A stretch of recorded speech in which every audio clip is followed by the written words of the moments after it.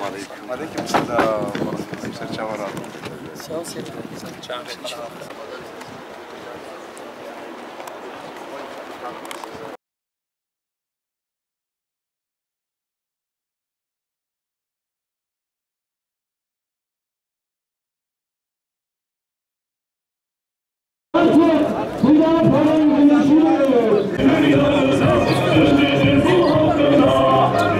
Bismillahirrahmanirrahim.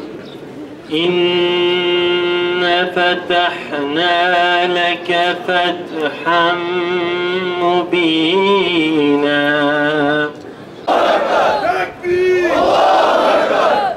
Kardeşlerim, referansım İslam'dır diyen ve o yolda bir siyaset izleyen bir partinin mensubu ve belediye başkan adayı olmakla iftihar ediyorum.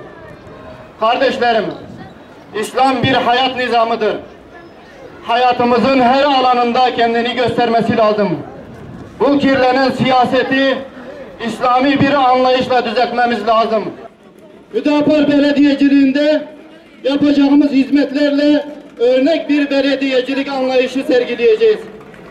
Bugüne kadar halkımızın muhtaçlarına, yetimlerine sahip çıktığımız gibi yönetime geldiğimizde belediyelere de sahip çıkacağız ve belediyeleri yetim malı gibi koruyacağız inşallah. Hür Dava Partisi olarak sizlere birkaç projemizi anlatmak istiyorum. Öncelikle ilçemizin su sorununu kökten çözmeye çalışacağız. Su arıtma sistemini kurarak 24 saat kesintisiz temiz suyun akmasını sağlayacağız inşallah. Fakir ve muhtaç kardeşlerimizin evlerini tadilat edecek inşaat ekiplerini kuracağız inşallah.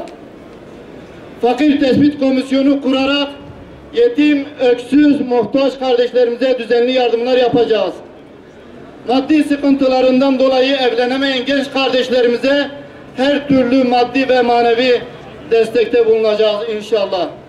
Gelecek, sasın huzur bulacak. Hüdapar gelecek, sasın huzur bulacak. Hüdapar gelecek, sasın huzur bulacak. Bismillahirrahmanirrahim.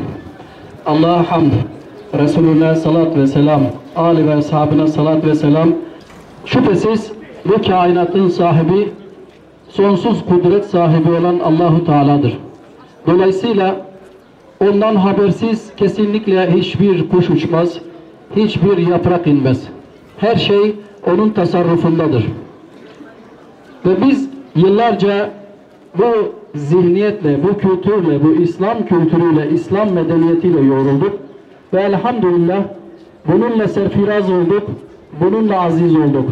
Ve tarih boyunca biz gördük ki her hangi kavim ne olursa olsun Arabıyla, Kürdüyle, Türküyle, Çerkeziyle İslam'dan uzaklaştıkça izzetlerini, şereflerini kaybettiler ve zelil oldular.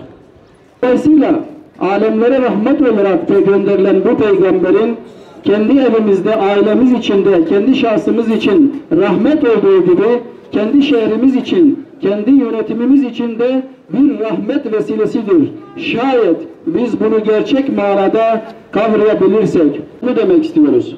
Bizim siyasetimiz İslami olacak inşallah. Bizim yönetim anlayışımız İslami olacak inşallah. Bizim muhalefet anlayışımız da İslami olacak. Yani biz muhalif dururken dahi kesinlikle ahlakı, edebi, hayali elden bırakmayacağız. Biz birilerinin yaptığı muhalefet şekliyle birilerine hakaret ederek, birilerini küçülterek, birilerini alçaltarak muhalefet yapmayacağız inşallah. Evet Müslümanlar, neden Hüdapar? Kime Hüdapar? Hüdapar inançtır. Hüdapar kimliktir. Hüdapar hizmettir. Bir cesedi göz önünüze getirin. İnanç ruhu teşkil ediyor. Kimlik bedeni teşkil ediyor. Hizmet gıdayı teşkil ediyor. Evet, inanç olmazsa o ceset ruhsuz sonsuz kalıyor. İnanç olursa, kimlik olmazsa o beden bedensiz, cesetsiz kalıyor. İnanç olmazsa, kimlik olmazsa hizmet de bir şeyi teşkil etmiyor müminler. Bundan dolayı biz Hüdapar diyoruz, inanç diyoruz, kimlik diyoruz ve hizmet diyoruz. Ya Rabbim bizleri ve bütün ümmeti Muhammed'i ve hazirunu da kazalardan, belalardan, musibetlerden, afetlerden bizleri ve bütün ümmeti Muhammed'i muhafaza et ya Rabbi.